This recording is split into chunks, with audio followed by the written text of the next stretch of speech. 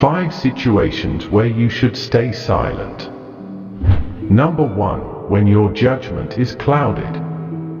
The first case when you should not speak up is when you are having trouble thinking clearly. This can be for many reasons.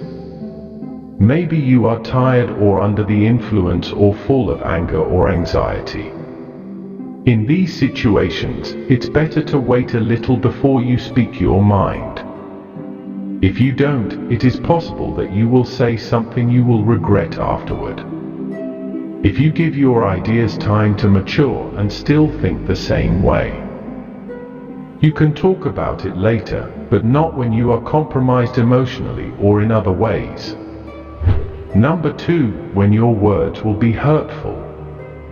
The second situation in which you should not speak up is when your words are more likely to be hurtful beyond being useful. Sure, there are situations when others need to hear the truth, harsh as it may be, but these situations are rarer than we think. Consider whether the words you want to speak are going to be useful or if you are acting to hurt the other person. Number 3. When your opinion doesn't matter.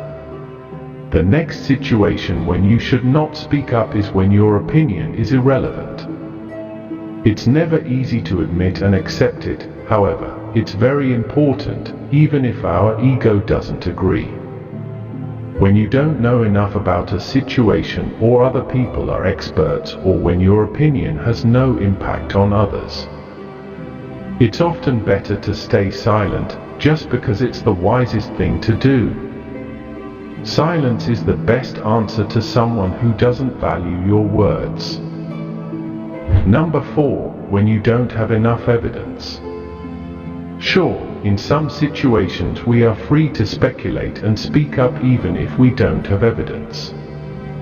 However, this is not always true.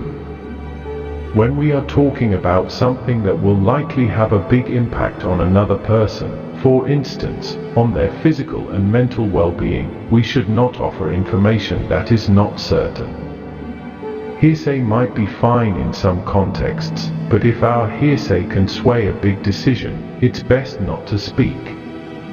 Say, for instance, that a person is considering whether to use a medication that might help them.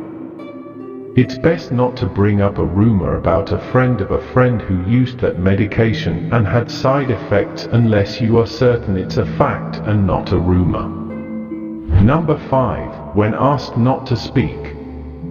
If recognizing that your opinion is not relevant is hard for the ego, being asked to stay silent is even harder. You might be asked to take a backseat in some situations, for instance, in some work contexts or in other circumstances, and that can make us want to speak up. However, it's best to restrain that impulse and instead reflect. Why are we being asked to stay silent? Listening and learning can also be good in these situations. Number 6. When you don't have anything to say. Just because you feel you ought to add something doesn't mean you should. Instead, you might support what someone else has said. It can feel awkward saying that you don't have something to add, but it is usually better than speaking for the sake of speaking. Allow yourself to admit when there is nothing to add. Be careful with your words. Once they are said, they can be only forgiven, not forgotten.